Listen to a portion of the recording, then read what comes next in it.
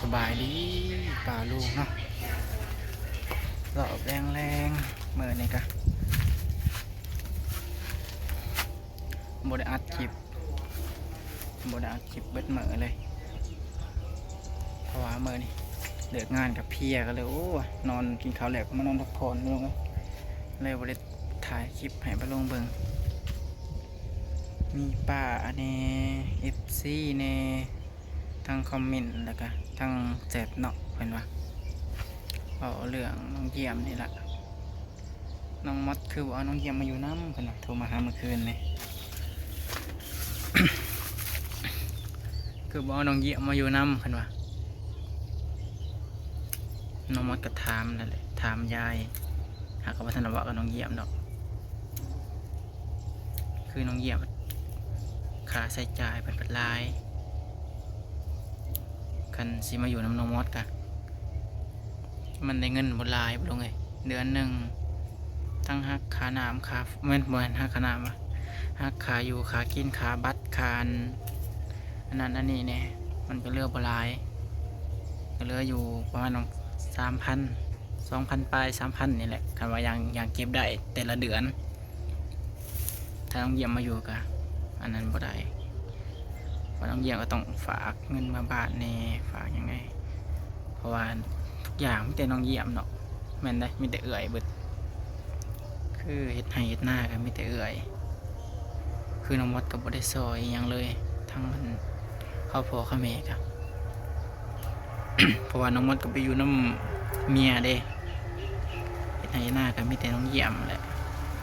เพิ่นฝากเงินจ้างให้ค่าพอค่าคุยก็มีแต่น้องเยี่ยมซื้อคือน้องมดก็บ่ได้ซอยหยังว่าน้องมดก็ไปอยู่น้ำเมียคือปีนี้ก็ยายก็เฮ็ดหน้า2 คนลงไงเยี่ยมเพราะว่าน้องเยี่ยมไปเฮ็ดงานบ้านก็จะได้เงินเก็บอยู่ได้เงินเก็บแล้วก็ฝากทั้งบ้านเฮ็ดเที่ยงเห็นบ่เฮ็ดเที่ยงกันแล้วเที่ยงบักใหญ่กับน้องเยี่ยมเฮ็ดผู้เดียวน้องเยี่ยมเฮ็ด ว่าสิหางานเบิ่งน้องเยี่ยมก็ว่าเป็นหยังคือว่าน้องเยี่ยมมาอยู่น้ำเพิ่นว่ามาอยู่ก็ค่าใช้จ่ายมันบ่พอลงไงแทบสิบ่ได้เงินเก็บพุ่นล่ะแล้วก็พอได้อยู่พอได้กินนั่นแหละหาถ่ายคลิปไปน้องมดก็อยู่ไปก่อนถึงสิเก็บหน่อยก็สร้างมันไปลงไงที่ว่า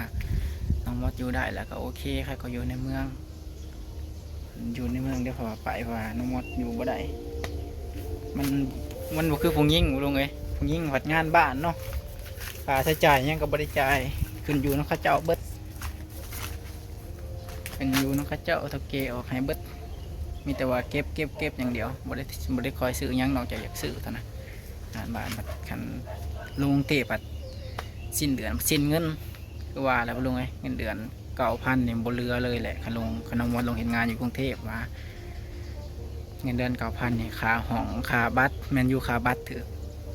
อยู่คนนะแต่ว่าอยู่พี่นะค่าบัตรนะบ่เว้าเลยแบบแพงเลยแบบทบครึ่งกันเลยกับอยู่ไทยกับอยู่กรุงเทพอยู่พี่ค่าบัตรแพงแต่แม่นว่าค่าอยู่ค่ากินนี่จาก2,000 ปลายบ่ไปต่อบัตรนะแพงก็เลยว่าหางานเบิ่งแหละในงานน้องเยี่ยมก็ว่าสิไป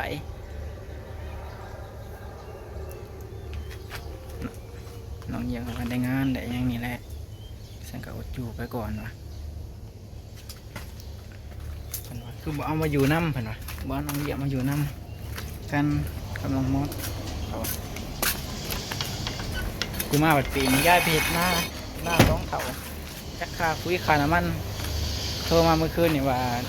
ไปไถนามือหนึ่งได้เงิน1,200เพิ่นว่าโอ้คนจนเพลียคนเอาหมดไถนารับจ้างได้เงิน1,200เพิ่นว่าพอได้ค่าน้ำมันไถหุดหน้าเจ้าของ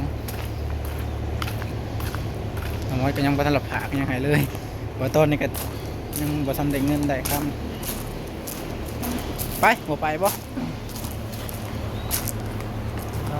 ฮะฮักกะนอนบ่ได้น่ะอ้ายเพิ่นว่าส่วนไปนะบ่ลุงเอ้ยหาหอยไปงมหอยเดี๋ยวถ้าเบิ่งคลิป2นะหันค่าสิไปหันค่าบ่ บ่ไปติหาหอยน่ะ ไปกันไปแล้ว ให้สวนอยู่บ่ กล้าชวนแล้วเรานอนหากันน บ่ อน ได้สิสวนแล้วนี่ เราห้าชวนแล้วหากันนอน ไปร้านค้าบ่พ่อใหญ่มันชวนไปร้านค้าพุ่นน่ะเดี๋ยวไปเบิ่งอ้ายมันก่อนเป็นจังไดคือว่าชวนกันไปหาหอยนี่แหละก็สิประมาณนี้แหละพ่อลุงเอ้ยก็บ่ได้มีอีหยังเม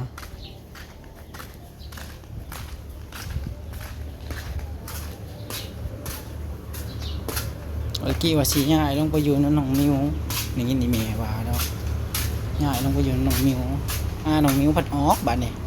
เงินเดือน14,000น้องมิวพัดออกไปอยู่น้ำพัวก็เลยว่าบ่ได้ไปก็เลยว่าแล้วเลยซะเอาผีมาเลย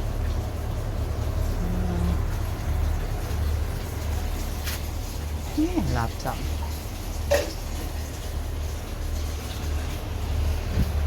หงายไปยิงน้องมิวแล้วก็เลยอันซาบลุงไงแม่นตะกี้ว่าได้เล่างานนะในยินดีแม่เบาดอกแต่งานแล้วสิไปยืนน้องมิวไปยืนกันกับน้องมิวแต่ว่าน้องมิวพัดออกบัดนี้ออกไปแล้วเขาไปอยู่น้ำปัวเขาก็เลยว่าบ่ได้ไปตะกี้ว่าสิไปอยู่น้องข้าเจ้ามีแต่ว่าถ่ายในงานถ่ายอะไรยังนี่แหละถ่ายในงานแล้วก็จะออกเลยออกไปตะกี้ว่าสิมาเฮ็ดหน้าผู้ได้หนองเยี่ยมนะมาผัดเฮ็ดให้เฮ็ดหน้าผัดคันมันมีเงินมีคำผัดคือว่าแล้วก็ลงมาเฮ็ดหน้าก็ได้เงินคำยากมันก็พูดมากเดียวนี่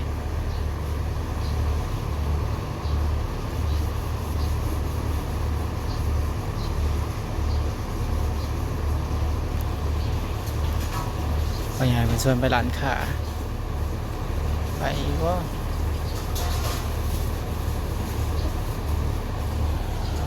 ตื่นเลยไปอยู่บ่หาหอยอยากยามได้นอนจ้ะ เห็นบักทุนไว้ก็บ่ได้ไปยิงจ้าเถื่อไปใส่เลย พี่มาเลยมาเลย